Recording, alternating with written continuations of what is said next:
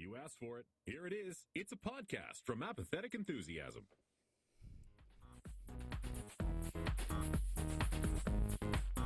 In this episode, we talk about stuff. I don't know what it is because we haven't recorded it yet, and we don't have a lot planned. It's Apathetic Enthusiasm. Hi, everybody. My name's Travis. Hi, everybody. I am Brandon. Nothing grabs the listener's attention and tells them, buckle up. This is an episode worth listening to, like me having no idea what is about to happen. Oh, I know what we could talk about. I'm just going to add it to the show notes real quick. It's like the first time you ever went on Space Mountain, right? Like you don't know what you're in for because it's all dark in there. You don't know where the twists are. You don't know where the turns are.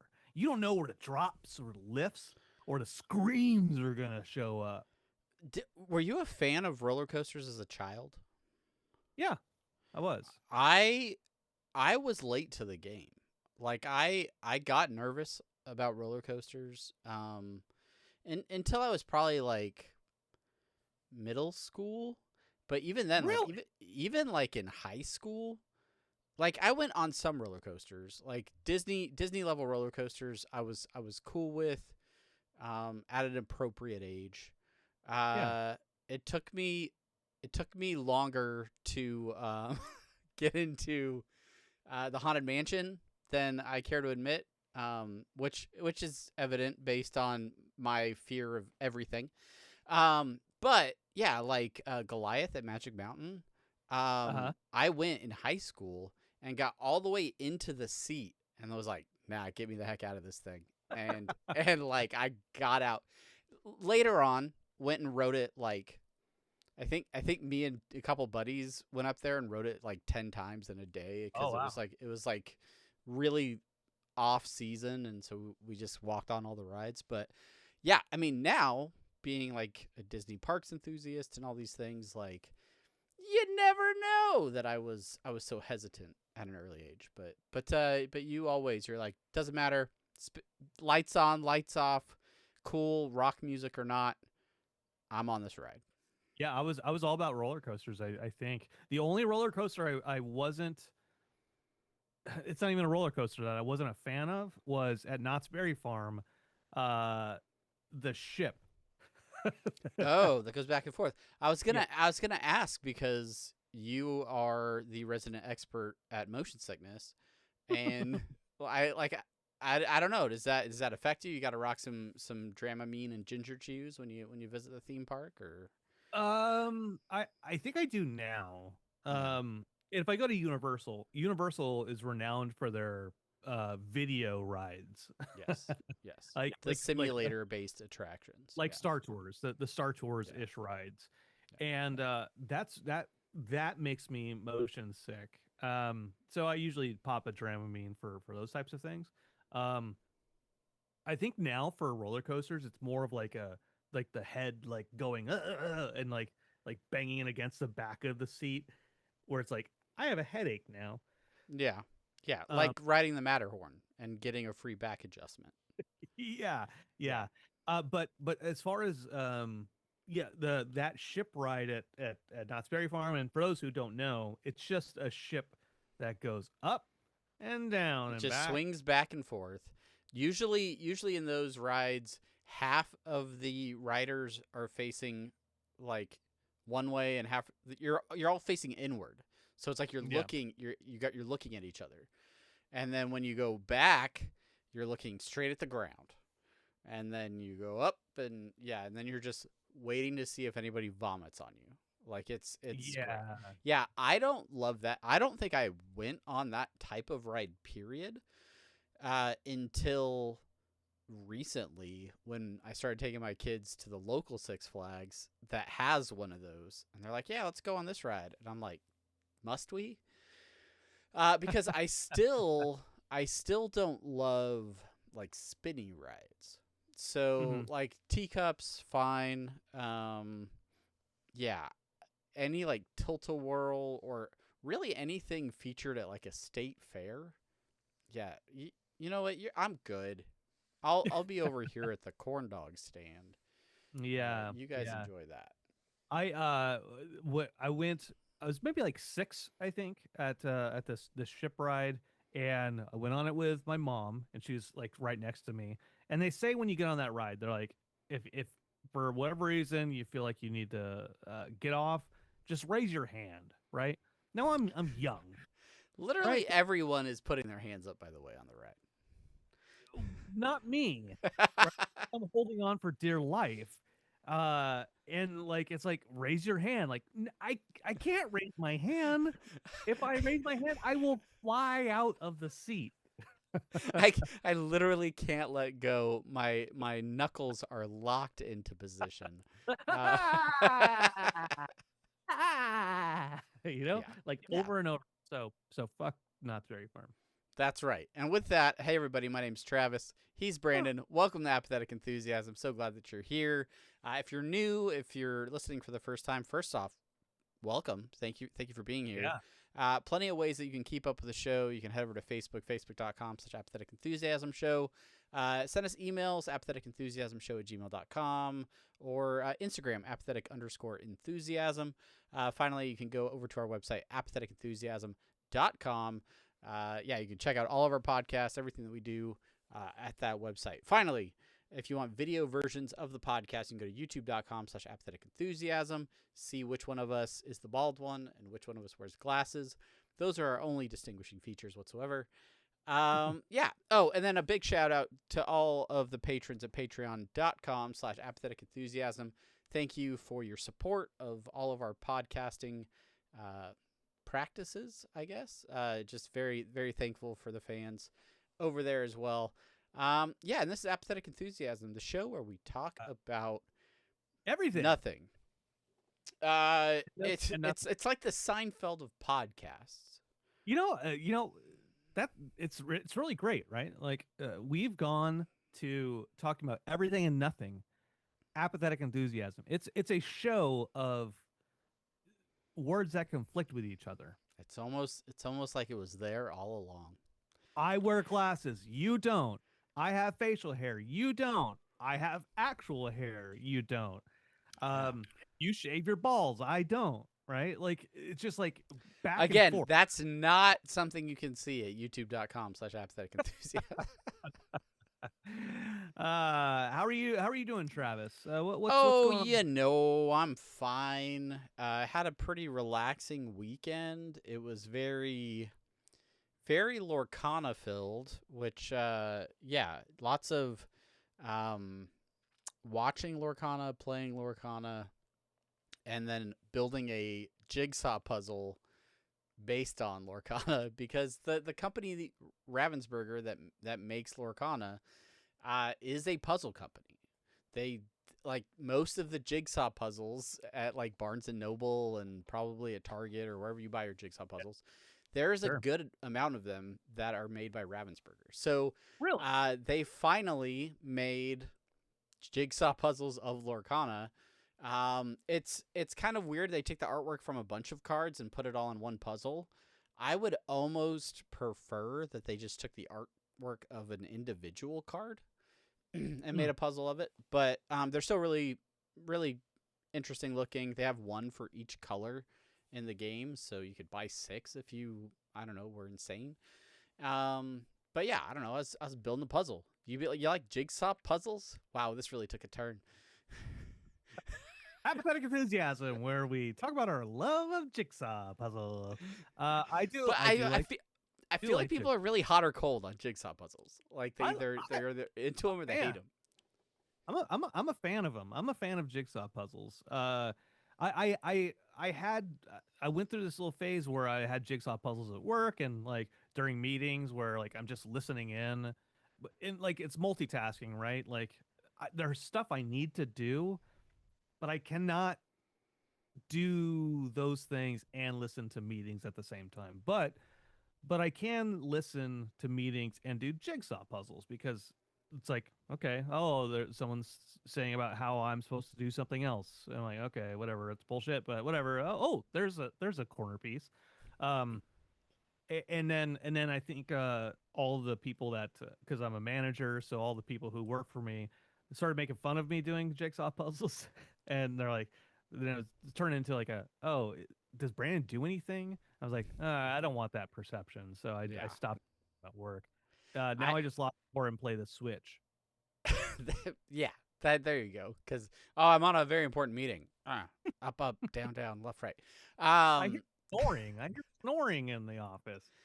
I moved offices. Now it's almost been a couple of years now, but the office I moved to, the office jigsaw puzzle for like everyone, the collaborative, open to everyone jigsaw puzzle is like right outside the door of my office.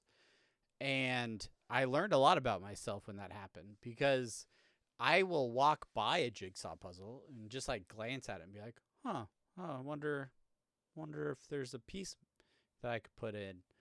And then an hour goes by and I'm like, I have to pick up my kids. Yeah, so I can get very distracted by a jigsaw puzzle. But, I was streaming. They had the first Disney Lorcana Challenge this weekend for the new season, post-rotation, in Bologna, Italy. This was a European Disney Lorcana Challenge, which meant it started at like 2 a.m. or something, and there's no way I was catching that live stream. But by the time I woke up, they were several rounds in, and I like to watch those just to get a sense of what decks are popular, what people are playing. It's great to watch people that are actually good at the game, to kind of learn how they play it and learn strategy for yourself and things like that. So, and unlike watching football or basketball or other professional competition, I have somewhat of an ability to translate what I learn on the screen into actionable, knowledge, as opposed to like, hey, look at Shea Gilgeous-Alexander dunking on that guy. Well, I can't jump a foot. So, cool stuff. But yeah. So there you go. I watched a lot of Lorcana. Set champ season this month. Oh boy, that was really cool prizing. I really wanna win some stuff. We're so excited here at Apathetic Enthusiasm. It's for hyped. all The pinnacle of hyped. How's Inkplay Pass going with the excitement? So that's exactly the transition I was hoping for. Inkplay Pass, for those of you that have missed the other episode, is the personal content creation endeavor that I have ventured off on, that started off real strong and is already fizzling. Not real strong. It started off not very strong. Thank you. Okay. The content like itself didn't start off strong in terms of viewership or follower,ship, but my efforts that I put into it started off real strong, and I was trying to create a lot of things. I'm learning about what I want to do with Inkplay Pass that's different from, say, Apathetic Enthusiasm or Interdimensional RSS, in terms of like the form of content and the length of content. Like, this is generally about a 45-minute to an hour-long podcast. Interdimensional RSS is about the same thing. Me producing an hour of content with just myself would be unbearable, I think. And so I was making like 30-minute-ish podcasts, and even that was really difficult to sustain.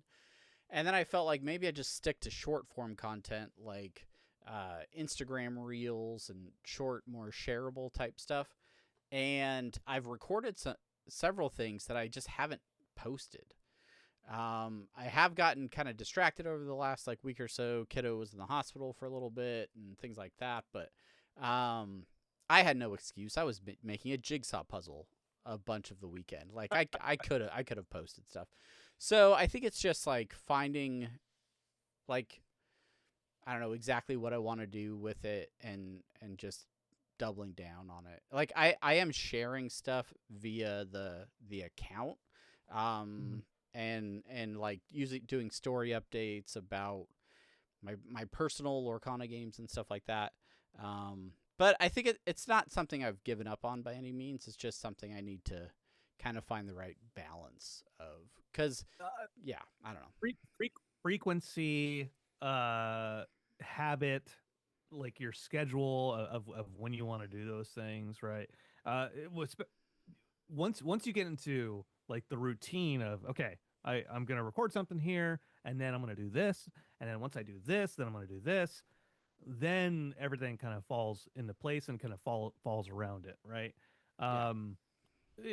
We do this on Monday. We do Swiffle Boys, Rick and Morty stuff, and when that season is going on, right? And like, and there's pressure on us when we don't do those things on Monday. We're like, shit, we missed Monday for whatever reason. When can we do it, right? And so there's that pressure, like, yeah, we missed that, but so we know we need to do it.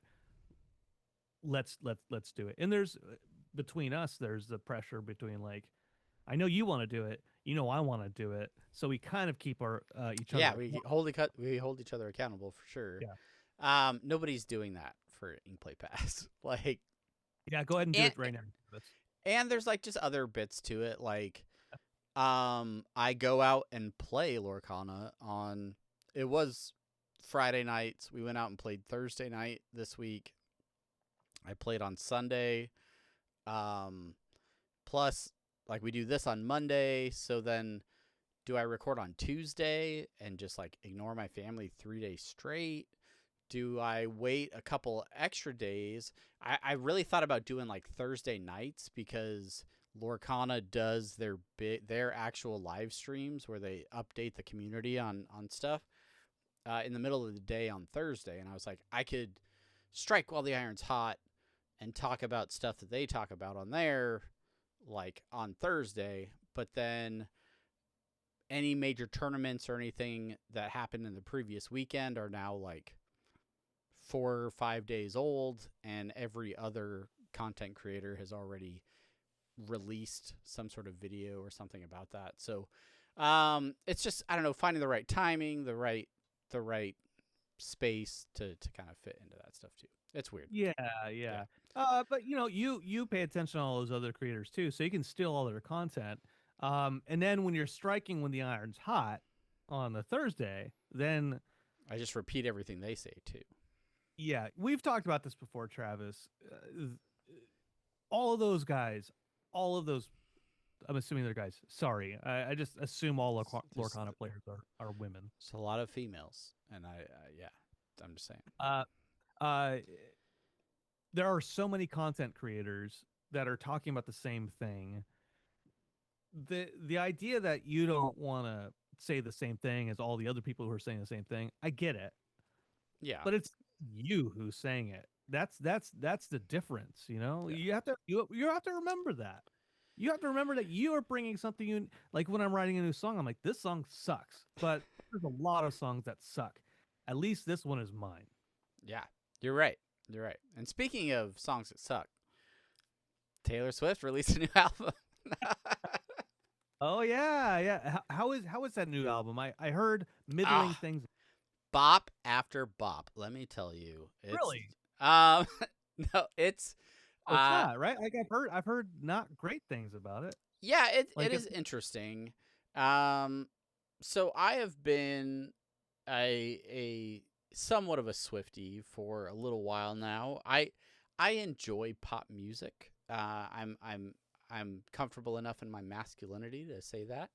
And yeah, like I don't know. Yeah, I like Taylor Swift. My youngest is obsessed with Taylor Swift. Like as obsessed as someone could be with anything. That's pretty much how she feels about Taylor Swift. So very excited to get a new album. But I've noticed this thing when the new albums come out, where the first like listen or two, I'm like, I don't know if it's that good. I don't know if I like it so much. Like, and then after a few more listens, I'm like, oh, actually, this song's really catchy, and this song's, I didn't catch what she was actually talking about in the lyrics of this one, and that's pretty interesting. And by 3 or 4 days later, I'm like, yeah, no, there's there's a bunch of really good songs on this album. A lot of this album borrows from other songs or styles, like not direct sampling like you would hear in like hip hop or something like that, but homages. yeah. There's a word online that somebody used that was talking about like using like the same like chord progressions or something, or like using the same I don't know, it sounds very similar to other songs you've heard before, but with like different lyrics or different things like that. A lot of people assuming because Taylor Swift fans are like the Illuminati or something, where they look at like every possible thing and look for clues and look for like hints at other albums or hidden messages and stuff like that, which is really weird. Like you're okay for the audio listener. Brandon's making a weird face, like he's never heard of this before. Do you not understand how like? Do they think that she actually died a couple years ago, and you know the whole Paul is dead conspiracy theory? But like, okay, like the Eras tour, which lasted like 2 years, right? Like that people were guessing at what her next album would be for years. Based on things that happen on stage during that tour. Like at the end of her performance, like this like orange door would come down on the screen and then they would leave through this orange door or something like that. She released a whole like double album in the middle of that tour. And so like people were like, people didn't expect that, and she incorporated it into the actual tour. But yeah, and so now this album's out. Everybody was hoping she would re-release one of her old albums because she was doing that for a while. But there's all these different like people, like she posts a picture or she posts something online, and people like with the red yarn on the board or whatever, like yeah. And so, which to their credit, Taylor Swift does leave a ton of Easter eggs and things in a lot of her work and a lot of her media stuff that she does. So she's always like hinting at stuff, which is just causes this loop where now certain fans interpret every single thing that happens as a hint towards something else, when sometimes it's just like a Target commercial. Like it's that's just what it is. So anyway, that said, the album came out this weekend. We listened to it. We went to the official release party screening, which I would not recommend. I mean, it's over now. Like people can't go to it, but like, you know those lyric videos that are on YouTube where people just put the words of the lyrics up on screen for a song? Imagine paying to go to a movie theater to watch those.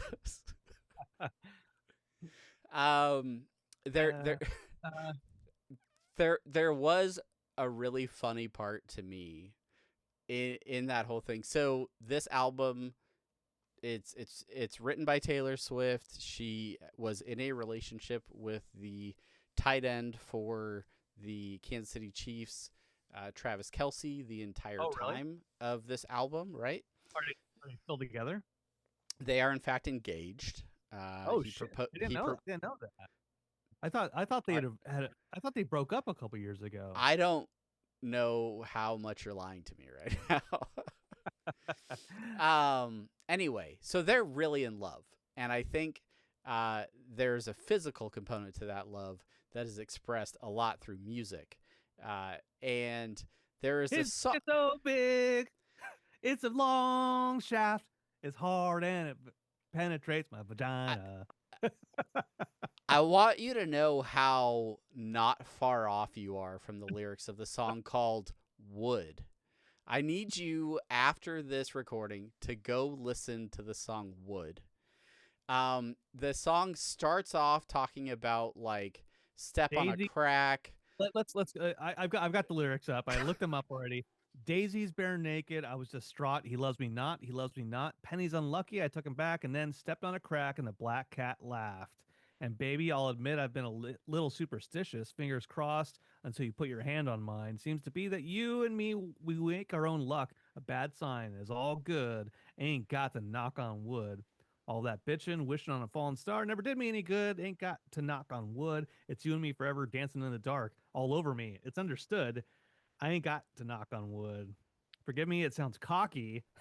He matized me and opened my eyes. Redwood tree ain't hard to see. His love was the key that opened my thighs. Jesus Christ. Girl, I don't need to catch the bouquet to know a hard rock is on the way. And baby, I'll admit I've been able to blah, blah, blah, new heights of manhood. Ain't got to knock on wood. Let's see. No, how that's pronounced in the song is new heights, manhood. I ain't got to knock on wood. Travis Kelce's podcast is called New Heights. So his New Heights manhood. It also talks about his magic wand at some point. It's a dong song. This is a song about Travis Kelce's manhood. It's its own genre, dong songs. We were literally joking about this song on the way to the movie theater. Me, my wife, my sister-in-law, both of my daughters, joking about, like, especially because my youngest, who is still fairly innocent, totally did not understand that that's what this song was about. And so we were like, yeah, this is that's what she's singing about. What does she think the thighs line is about? You know, listen, I don't know.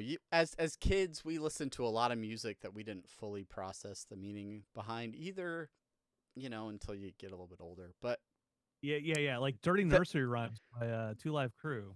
Exactly. Thank you. So, have you ever heard that song? No. Let me finish this thought though. Oh, okay. Sorry. So, I'll look up the lyrics. So we get to the movie theater. The structure of the movie is Taylor Swift premieres the music video for Fate of Ophelia, the first track off the new album. It's actually a really cool music video. I think it's really well done. A lot of the movie is behind the scenes of the making of the music video, and then she is sitting in like a director's chair introducing each song off the album. So she describes her mindset, her thoughts about what went into writing the song, and then it would show the lyric video. So that song Wood that you read the lyrics of is like track 8 or something like that. So it's later, but as we're getting through the album, I'm like, you know, she's doing all these little descriptions. What is she gonna talk about when it gets to this dong song? Because, like, we just talked about this is about, yeah. So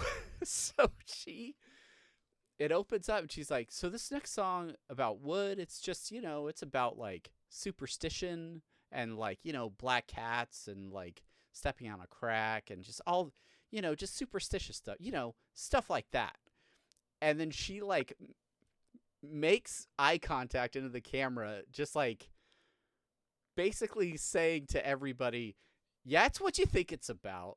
And yeah, I'm just going to leave it at that. So it was hilarious the way that she delivered it, and the way the fans were like cracking up or just like being like, yeah, right. No, it's not. Like as she was doing that, it was really funny. It was the most enjoyable part of the movie for me.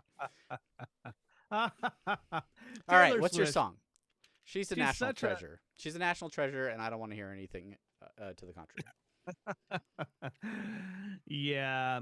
Okay, so Two Live Crew, they came out with an album way back, maybe late 80s, early 90s. 2022, I think.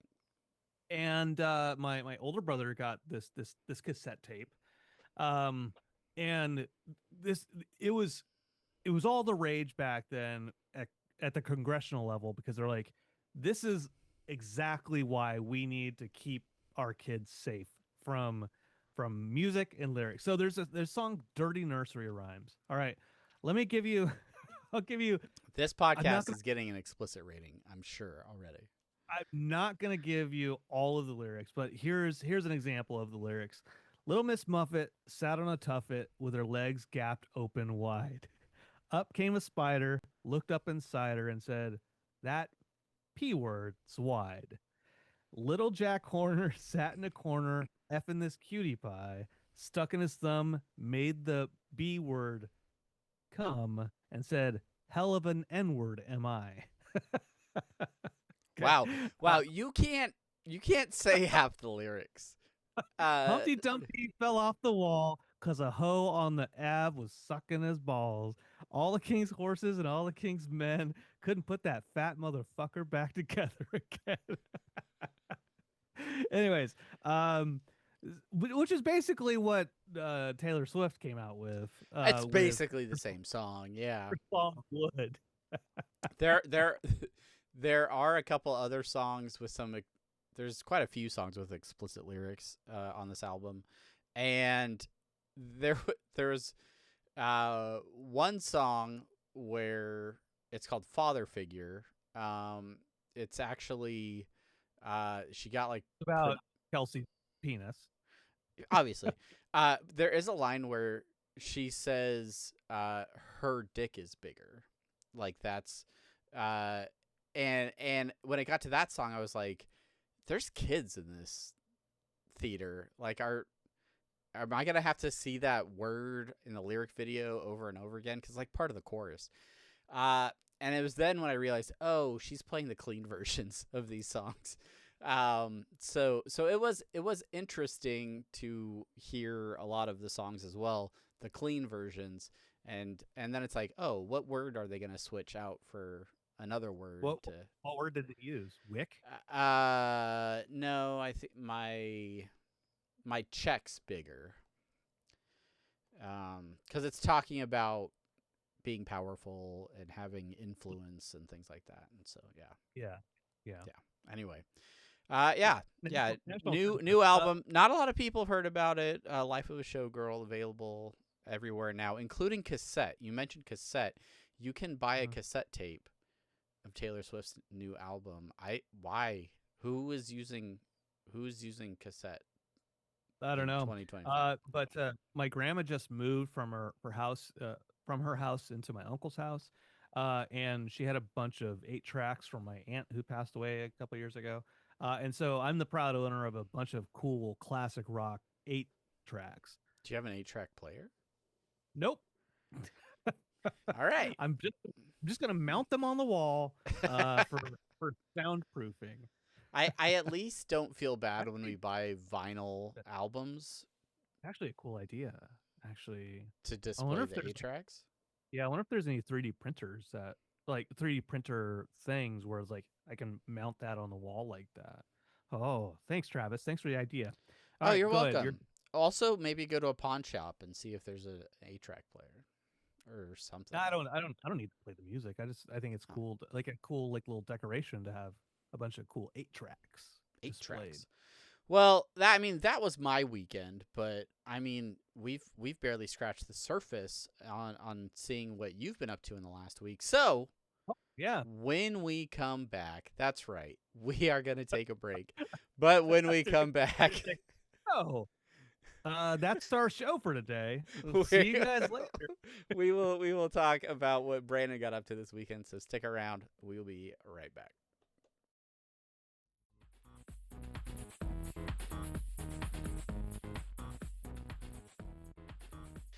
Can you tell that one person controls the video aspect and another person controls the audio aspect? I don't think you can. Welcome back, everybody. Thank you so much for sticking around. Brandon, my favorite team in the National Football League is the Los Angeles Chargers. And I think you have officially gone to 4 times as many games of theirs as I have. Oh, maybe not. No, because I guess I have technically... Well, 4 times the regular season games, probably. How many Charger games have you been to these days? I went to the Dolphins game. I went to a non-Dolphins game. And then this one. Against the Washington Commanders. That's right. This last week. Yeah. And so VetTix hooked me up with tickets to this game. Not a sponsor. not a spot. Not a You would have sponsor, heard but, it in the break that we just did. instead of that casino ad that What you heard. What if they were a sponsor and we just didn't know about it because all of the Oh. ads are programmatically done? That'd be fantastic. But yeah, so I went to the Chargers game on Sunday. And originally I was gonna go with Dexter and Chelsea, but Dexter got sick this weekend, and so I was like, oh crap, I need to find somebody else to go with. Originally I was gonna go with my coworkers Justin and Jeff. They were both gonna go. Justin dropped out because he went on Saturday to a concert down in San Pedro with like Bad Religion and Face to Face and a bunch of punk bands. And so that night at like 11:30, he was like, I'm going to cancel on tomorrow. I'm exhausted. And I said, it's okay. I knew you were going to puss out. So, me and Jeff went yesterday, and we got there. The first quarter of the game, I was like, okay, all right, they're doing good. They're doing good. We're like pretty stoked. Like the crowd was cheering for them. And then they started sucking, and then the crowd started cheering more for the Commanders. Yeah, it was so cool. There's one play of the game where the Commanders are punting from their end zone, and they kick the ball, and I see one of the defenders run into the kicker. I'm like, oh, that's not good. But then the receiver gets it, and he makes a marvelous run all the way back to the end zone. And this guy who was sitting in front of us with a Chargers helmet, and it had like the bolt on it. It was very wide. I could only see, like, my left eye could see past it. The right eye only saw the bolt. But he was standing up. He's like, yeah, woo, yeah. Like, no, man, no. Sit down. It was not a good play. It was. They got anyway, so Jeff and I, we left about middle of the third quarter. We went to go to a bar instead, and then we had lobsters and beer. All right, in SoFi Stadium. No, we wanted to beat traffic. We wanted to leave before all the other Chargers fans left the stadium. Yeah, at the end of the third quarter. Yeah. The thing that really sucks the most is, like, it's not like they just did really well at the beginning of a game and then showed who they really were. They had to go and win like 3 games straight and really get my hopes up that they were going to be a good team this year, and then lose 2 games in a row that were just really winnable games that they had no business losing. And so, that drive after you left, where it looked like the Chargers were going to score a touchdown, bring the score within 3, and really make it a competitive fourth quarter, throwing an interception on the goal line right at the end there, that's when I turned it off. And I was like, well, that's enough for me. That's enough heartbreak. But I don't know. There was that one play too. It was a beautiful throw. It was like, oh, this is gonna be good, and then fumbled.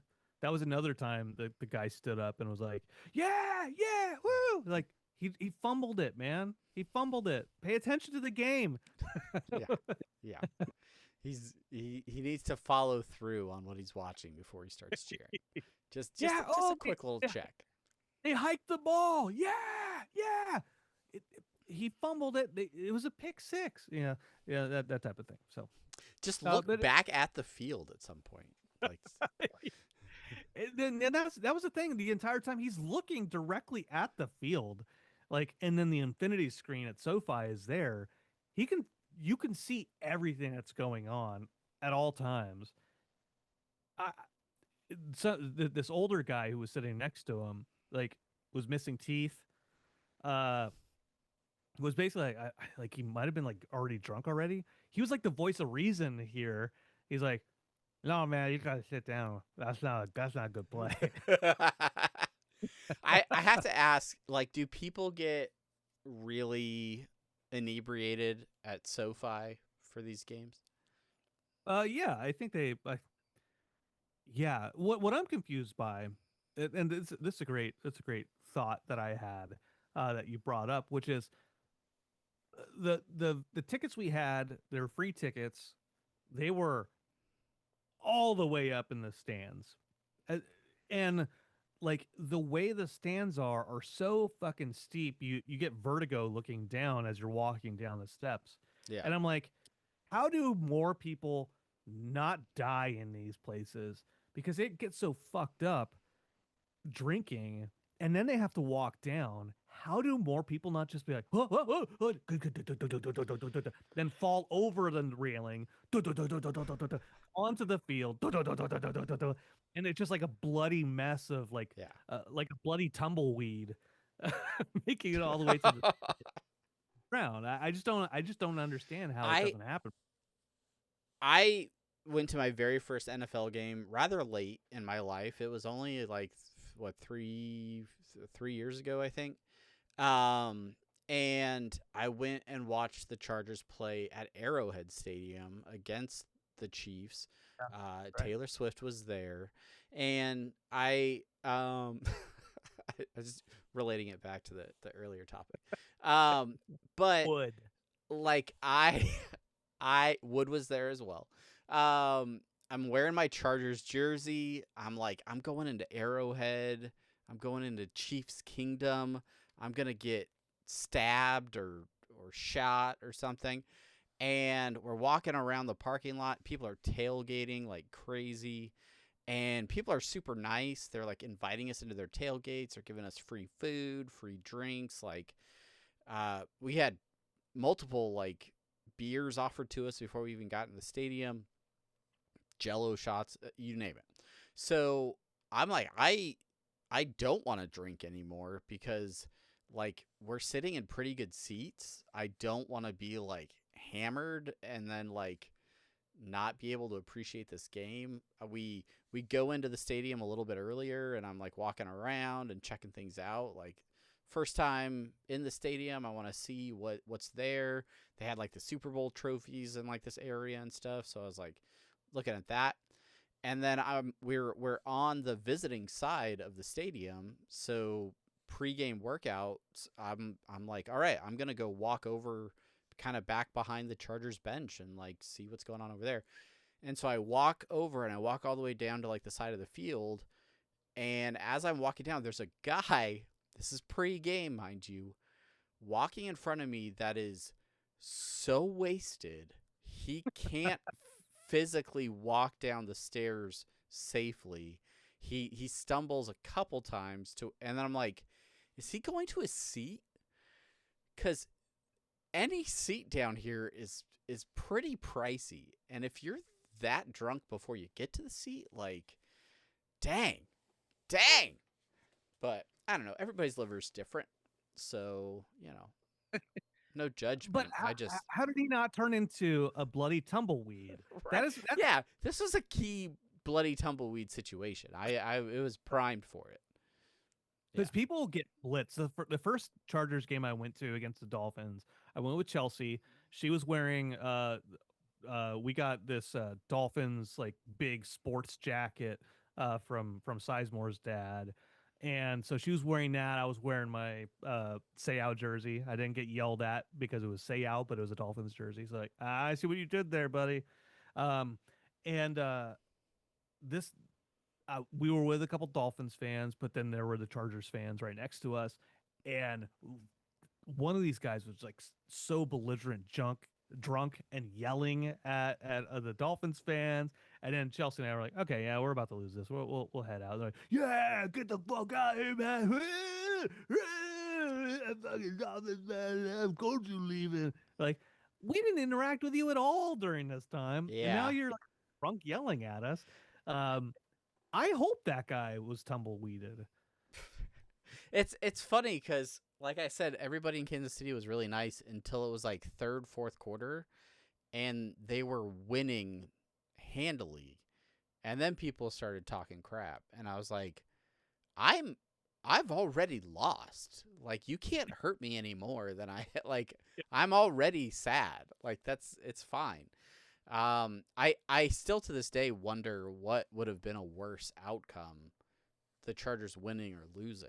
Really, like, because then at that point, then like I'm excited, but everybody else is like, "Oh, you get out of here, you stupid powder blue sissy." Blah blah blah. I'm sure that's what they would say in Kansas City. But anyway, said to you even when they're winning. So yeah, that's the exact words. But anyway, it's football's cool. My fantasy teams are trash, injury plagued, and just really not performing up to expectations. Yeah. I was winning in one of my leagues, but the running back for the Panthers, who was playing the Dolphins, Dowdle, destroyed the Dolphins. So I lost it. That's good. That's good. I even lost to the person that we all joke about not being any good. Oh no, not in that league. In my work league.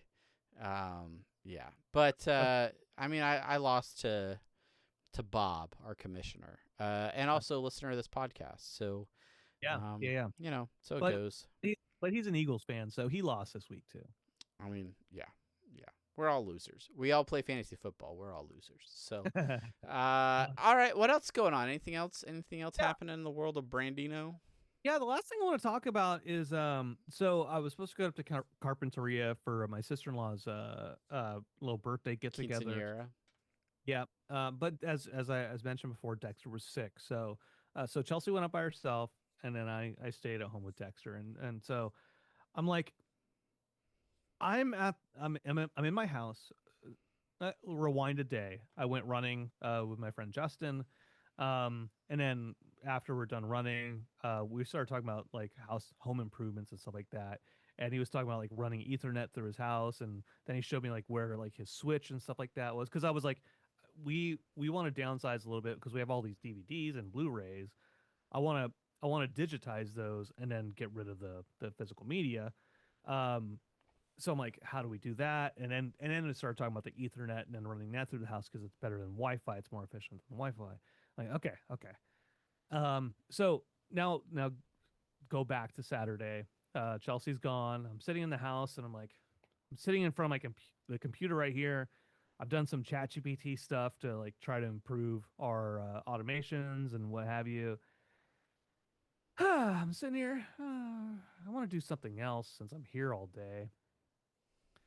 Like, I wonder what it would take to put Ethernet through the house. Okay, the attic's right back here. Like, let me take a look. So I go get the ladder. Open up the attic. Go in there. I'm like, okay, all right. Get down from the ladder. I come back in this office. I see where the coax is on the wall. I'm like, okay, so that has to run up there. Let me look at YouTube. Okay, I need these things. All right, I'm going to Lowe's now. So I go to Lowe's. I get some Ethernet, and so IT guy, right? Like, I've been in IT since 2004, and like I learned how to make cables. I've learned I know how to network. Like I can do all these things. I just don't do them, and I'm like, you know what? Because you're just now running Ethernet through your house over all these years, like the first time ever, you should also make your own cables because that's punishment for you, Brandon. Make your own cables, because you are no better. To your credit, knowing how to do that, and then having the flexibility to just build the cables to the length you need instead of just buying pre-built cables and then having them be either way too long or way too short or things like that, I think is also definitely an advantage if you're trying to do your own wiring in the house. Yeah. So I go, I get all the stuff, and I hadn't built Cat 5, let alone Cat 6, and I don't know, at least a decade and a half. And so I start with like the first trying to build just one end of the Cat 6, and I'm like, God, this is a pain in the ass. This is stupid. It's annoying. It's not working. How did I do this before? I ran the cable, took the coax, I followed down the wall and all those type of things, and then I ran it through my attic to my garage, and then down by where the fiber went into my living room. I was like, okay, so I matched that up, and okay, went through, tested it, it all works fine. I'm like, okay, all right, cool. This is great. And then I'm like, you know what? I'm decent at this Cat 6 thing. And so I started watching a movie, and I was just then I started building more Cat 6. I'm like, you know what? This is kind of zen. Once you figure it out, I'm like, okay, green dotted green, orange dotted blue, blue dotted orange. Like, okay, all right. Oh, and then I straighten them out here, okay, and then put that in there, okay. That okay, got it figured out. Like, bend this one a little bit there, then it goes that way, okay, and then, crimp. Let's do another one. So now you just have so- piles of Cat 6, but not any actual things to hook it up to Yeah. or something. What you don't see below me is just I'm swimming in Cat 6, and Chelsea's like, why are all these cables here? This is like 20 grand worth of cables. It's therapeutic, Chelsea. It's therapeutic. But no, it's cool. It's cool. So I'm like, part of it is like, Dexter has his Xbox in his room. That's on Wi-Fi. We have our TV in our bedroom. That's on Wi-Fi, right? And I'm like, so my office is kind of right smack dab in the middle. Mm-hmm. The ether goes from my office to the modem, the router.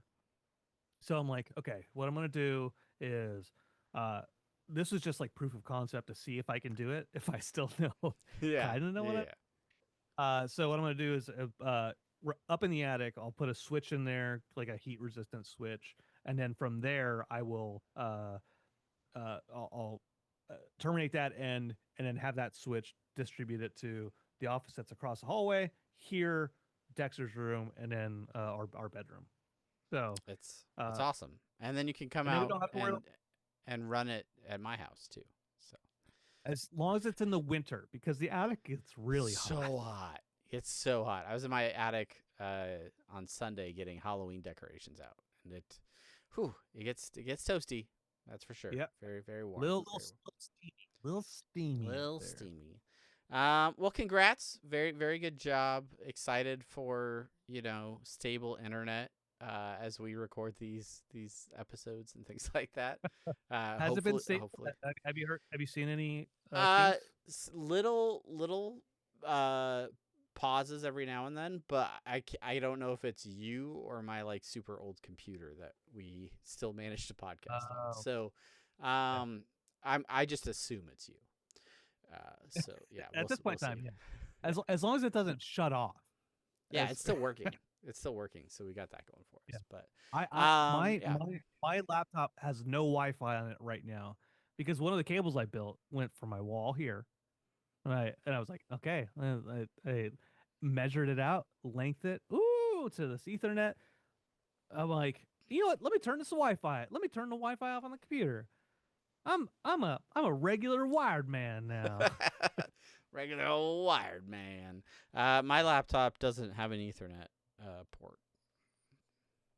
Mine doesn't Apple. either. Thanks, Apple. If there's any glitches, it's probably because I'm going through a hub. Fair enough.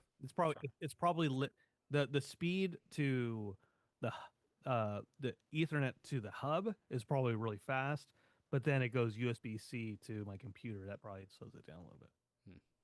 All right. Cool. I don't know. I'm not an IT guy, so I couldn't tell you. I don't know. I just play one on TV. So, all right. Well, I think that is going to do it for this episode. We have to skedaddle because we are still making niche fantasy football podcasts strictly for the 30 people in our fantasy football Facebook group. So, yeah, it's like 30 people in there, Brandon. It is. It really is. He's counting right now. Anyway, Yeah,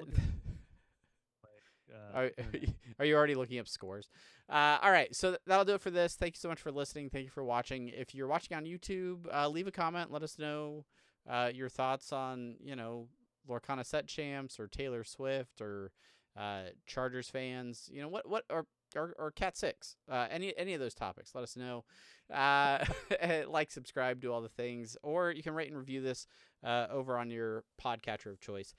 Until next time, I am Travis. He's Brandon. I am Brandon. Yeah.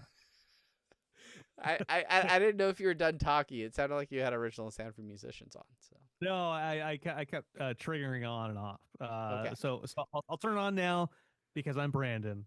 I'm Travis, and we'll see you next time. Bye.